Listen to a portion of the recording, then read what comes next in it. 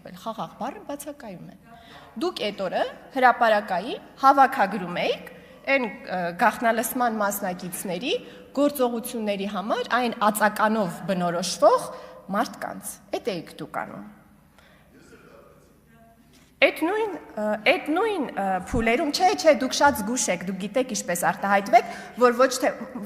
Արթուր, ինչ է Սարգսյանը ձեր գործընկերոջ անունը ում անձեռնմխելիությունից զրկեք, ցավոք իրան էլ չէիք հուշել, ու առհասարակ լավ կլինի դադարեցնեք այդ օրենքի սահմանի վրա ճոճվող արտահայտությունները անելը, որպեսզի այն հույսով, այն ծածուկ հույսով, փափագելով, որ ինչ որ մեկը կանի այն գործողությունը, որին դուք փորձում եք դրդել մարդկանց, այդ պետքա դադարեցնեք, որ հիմա էլ ձեզ պատասխանատու չզգաք, եկեք այս ամբիոնի մոտ կանգնեք, ասեք նրանք քաղաքական բանտարկյալներ են։ Նրանց արարքների համար քաղաքական պատասխանատվություն կրում եք դուք։ Այդ նույն շարժումներից մեկի ժամանակ դուք հայտարարություն եք տարածել համահայկական զորաշարժի կոչ անելով։ Ինչ հաշակում համահայկական զորաշարժ։ Մեր սահմանադրության մեջ որտեղ եք տեսել, որ այդպիսի բան կարող է տեղի ունենալ։ Որ այսօր եկել եք, փորձում եք սահմանադրություն պաշտպանել եւ քաղաքական, ինձ շարունակելու եք ամեն ինչին պատասխանել, ցավոք էլ չունեք ելույթի իրավունք, ձեր կողքի նստած գործընկերներին ասեք, թող ինձ արձագանքեն, նշումներ արեք, կարձագանքեք ինձ, մի ընդհատեք ինձ։ Համահայկական զորաշարժ, սրա ի՞նչն է սահմանադրական։ Սովորաբար, երբ որ դուք սենց մտքեր եք արտաբերում, մտածում եք, որ հիմա բոլորը թերթով ինձ արձագանքելու եք, տեղից տիկին Գալստյան։ Ի՞նչն եմ։ Հա, բա ինչի է այդ բառը օգտագործվում։ Ինչի եք այդ բառը օգտագործում։ Ասեք խաղաղ հանրահավաք ենք անելու։ Հա։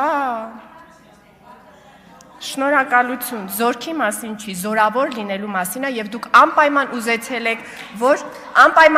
եք, որ մարդիկ ուժեղ լինելու մասին մտածեն, հանկարծ զորքի մասին չմտածեն։ Եվ երբ որ զինված ուժերի գլխավոր շտաբի պետին էիք աջակցում, նույնպես մտածում եք, որ այստեղ շատ լինենք, էլի։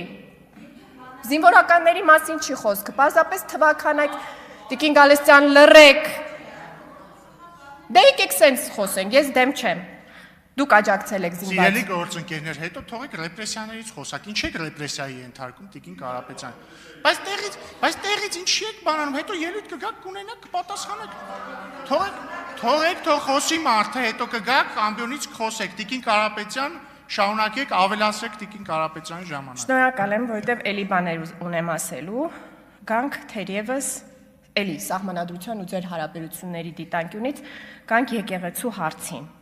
Երեք պարոն Մինասյանը այստեղից իրավական անգրագիտություն բառը օգտագործեց, ասեց օրենք չեք կարդում, կարդում եմ պարոն Մինասյանի տարբերություն ձեզ, ես օրենքը կարդում եւ հասկանում եմ։ Բայց ես ոնց որ իմ անունից որ ասեմ, ձեզ համար համոզիչ չի լինում։ Հետևաբար ես երկար մտածեցի եւ գտա մի գիրք, որտեղ մեր սահմանադրությունը մեկնաբանվել է, այդ գիրքը խմբագրությունը գլխավոր կատարել է Գագիկ Հարությունյանը, Սահմանադրական դատարանի մի նախագահ, որին հույս ունեմ դուք ընդունում եք, որ ինքը օրենքները թե կարդացել է, թե հասկացել է։ Ինչ է ասում նա իմիջիայլոց մեր սահմանադրության ուրեմն այդ կետերի մասին։ Ընդ որում ասեմ, մեր սահմանադրության մեջ կրոնական կազմակերպությունների եւ պետության անջատ լինելու մասին դրույթը առաջին սահմանադրության մեջ չի եղել 1995 թվականի, այն ներմուծվել է 2005 թվականի սահմանադրական փոփոխություններով։ Եվ ինչ է ասել ուրեմն Գագիկ Հարությունյանը եւ մյուս հեղինակները այդ գրքի։ Այդ երկու դրույթների մասին։ Այն ժամանակի միջայլոց ասեմ, առաջի խմբագրմամբ 2005 թվականի իսկապես գրված էր եկեղեցին անջատ է պետություն, 2015 թվականին է, որ եկեղեցին փոխարինվել է կրոնական կազմակերպություններ անջատ են պետությունից արտահայտությամբ։ Ինչ է ասում նա։ Սահմանադրությամբ ամրագրված եկեղեցու պետությունից անջատ լինելու սկզբունքը նշանակում է, որ Հայաստանի Հանրապետությունն աշխարհիկ պետություն է։ Այդ սկզբունքը նախ այդ է նշանակում։ Աշխարհիկ պետությունում պետության եւ եկեղեցու գործունեության ոլորտները սահմանազատված են, ոչ մի դավանանք պարտադիր չի համարվում, պաշտոնական պետական կրոն գոյություն չունի։ Հիմա ամենակարևորը նման պետությունում, այսինքն աշխարհիկ պետությունում կրոնական կազմակերպությունները ապաքաղաքական, վերկուսակցական կազմակերպություններ են, պետական գործառույթներ չեն կատարում, քաղաքականությամբ չեն զբաղվում։ Հիմա էս են գրել Գագիկ Խարությունյան, Սահմանադրական դատարանի նախագահը, որին հույս ունեմ դուք որպես հեղինակություն ճանաչում եք։